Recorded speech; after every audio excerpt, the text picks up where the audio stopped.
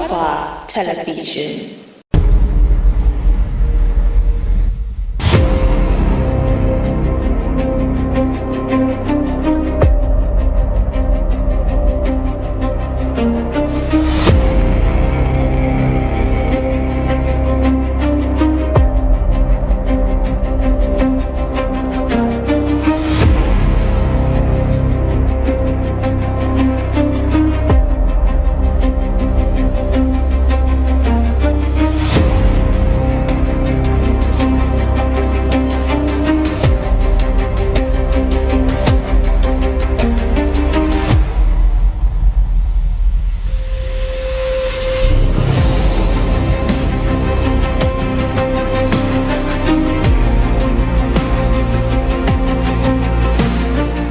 This is Kwararafa Television.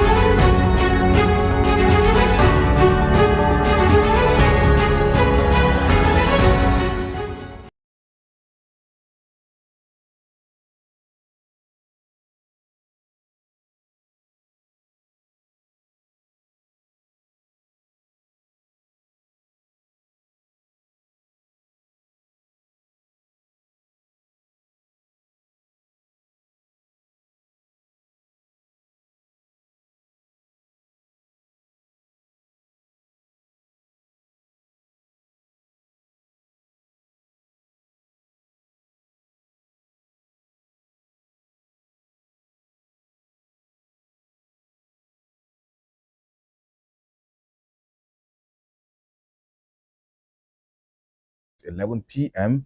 left several others injured and houses and businesses destroyed, sparking condemnation from the Kaduna State government, former Vice President Atiku Abubakar, and the People's Democratic Party governorship candidate in the state, Usman Bawa. Naridon, a border community between Kaduna State and Ganauri in Iriyom, local government area of Plateau State, was reportedly attacked by the assailants who shot residents indiscriminately and set houses ablaze. The secretary to the village head of Naridon, Dogun Rana, confirmed the attack in a telephone interview yesterday. He said 30 people had so far been confirmed dead, including 8 children, while 4 others sustained critical injuries and were receiving treatment. He said the attack had devastated the community, with many families losing loved ones and property worth millions of naira. Electricity generation companies have warned that Nigeria's power plants are facing the risks of collapse as mounting unpaid debts continue to cripple their operations, with gas suppliers increasingly cutting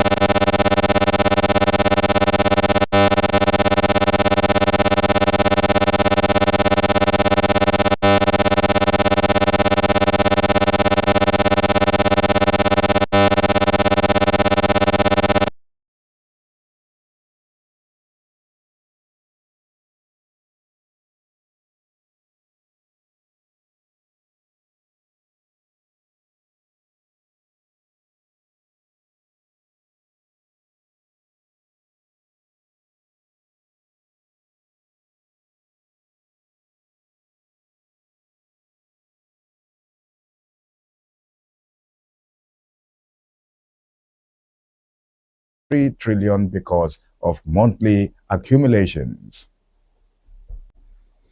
2 persons have been confirmed dead, while 3 others were rescued after a 3-story hostel building known as Elite 5-Star Lodge collapsed in Amaopala near the Federal Polytechnic Oko in Orumba, North Local Government Area of Anambra State.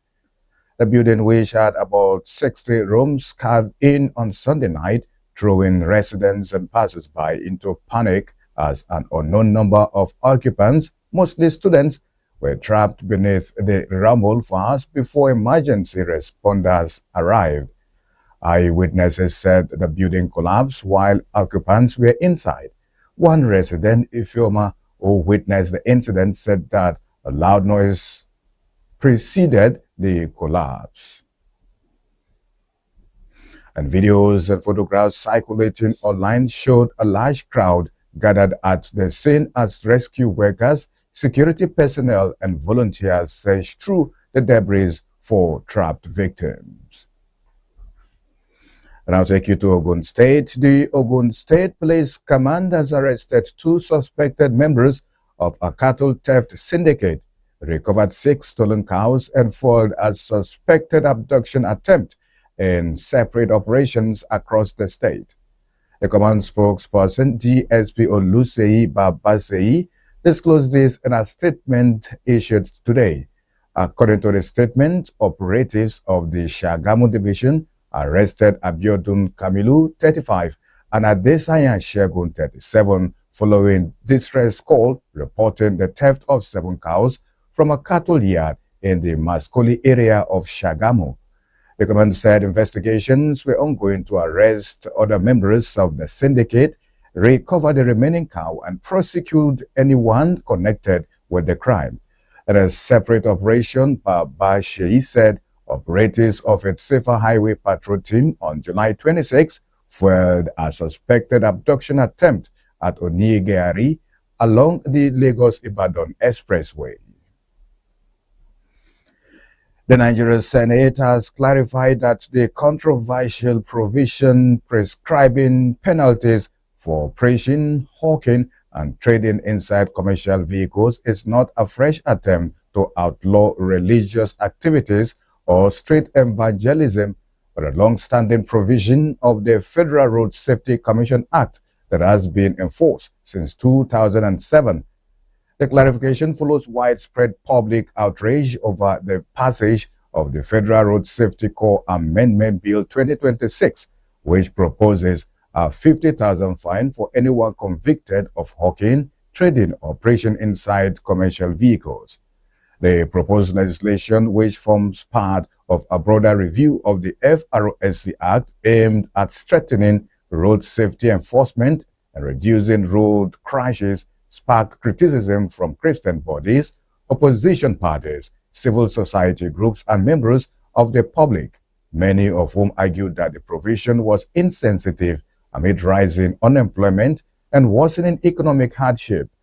In a statement issued yesterday, leader of the Senate, Opeyemi Bamidele, clarified that the contentious provision had been misinterpreted, insisting that the amendment neither introduced a fresh offense nor sought to prohibit preaching in public places. It said the Senate has duly noticed public concerns on the purported proscription of preaching and hawking in a commercial vehicle under the ongoing amendment to the Federal Road Safety Commission Establishment Act.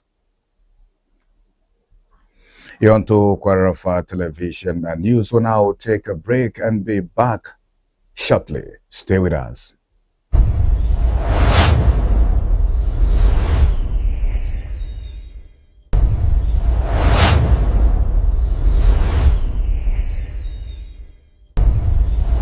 In a world where information inspires change, growth, peace, and development, Kwararafa TV is proud to be your trusted source.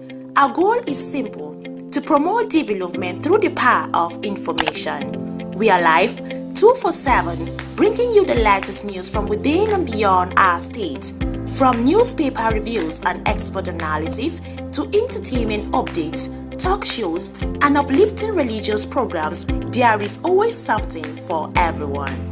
Need coverage for live events, news story, or well-crafted documentary or jingle? We've got you covered with top-notch service every time. Stay connected with us on YouTube, Facebook, TikTok, and X, or visit our website at www.kwararafatv.tv. You can also find us on your free-to-air decoder or tune in on frequency of 12589. This is Kwararafa TV, amplifying voices and driving progress.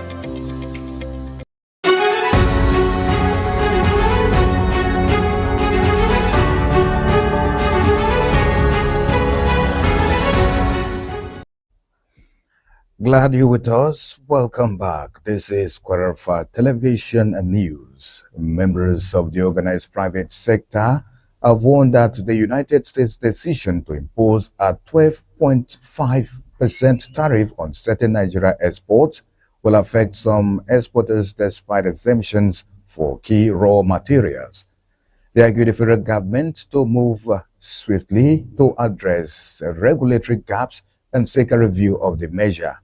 The United States announced the tariff on July 23rd as part of a new trade measure targeting countries it said had failed to prohibit the importation of goods produced with forced labor.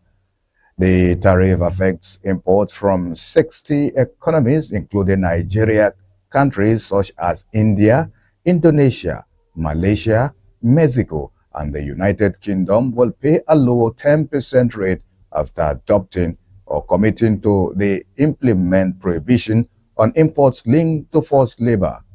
Speaking to journalists on the development, the president of the Nigerian American Chamber of Commerce, Sheriff Balogun, said the chamber supported global efforts to eliminate forced labor, but believed engagement with the U.S. offered the best path to resolving the issue. Our family members have launched a fundraising campaign to repatriate the remains of a Nigerian woman, Christiana Nwosu, who reportedly died of cardiac arrest while visiting the United Kingdom. It was learned yesterday from a GoFundMe appeal signed by Chijioke Metuka on behalf of the Nwosu family. According to Metuka, Nwosu died on July 19, 2026, leaving her children and loved ones devastated by the sudden loss.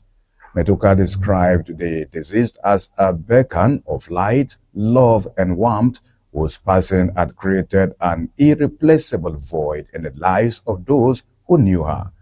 The family said its greatest wish was to honor her memory by returning her body to Nigeria for burial, where she would be laid to rest among her extended family and ancestral roots. Africa's richest man, Aliko Dangote, plans to donate 1/3 of his wealth to charity as part of his succession plan. This was disclosed by his daughter, Halima Dangote, in an interview, saying the billionaire had secured his family's support to dedicate 33% of his estate to philanthropy. According to the Bloomberg Billionaires Index, Dangote's net worth is estimated at $35.1 billion, meaning 1/3 of his current fortune would amount to about $11.7 billion if maintained at the level. Explaining the decision, Halima said her father considers philanthropy central to his legacy and has embedded it into the family's long-term succession plan. The planned donation builds on Dangote's existing philanthropic work through the Aliko Dangote's Foundation, established in 1994. According to Halima, the foundation was endowed with $1.27 billion about a decade ago and has since received an additional $700 million in funding. Unconcerned Nigerians on social media have expressed divided opinions over calls to boycott South Africa singer Tyler's scheduled concert in Lagos, with many linking the event to renewed outrage over alleged xenophobic attacks against Nigeria in South Africa. The backlash followed the announcement of Tyler's hip-hop world tour, which includes a Lagos performance on December 22nd, before concluding with concerts in Cape Town on January 4th and Johannesburg on January 9th. There were reports that the Grammy-winning singer unveiled the tour schedule on Monday, with performances across Europe, North America, Nigeria, and South Africa. The announcement, however, sparked heated debate on X, with some users arguing that the concert should not hold while Nigerians continue to face alleged attacks in South Africa. However, not everyone supported the boycott campaign. And now in sports, the Nigeria Football Federation and Canadian club AFC Toronto have condemned the racist abuse directed at Super Falcons midfielder Esther Okoronkwo on social media following the theft of her money at Nigeria's team hotel in Morocco. Reports were rife that the incident occurred during the Super Falcons stay in Morocco for the 2026 Women's Africa Cup of Nations, where a hotel worker stole cash belonging to the player.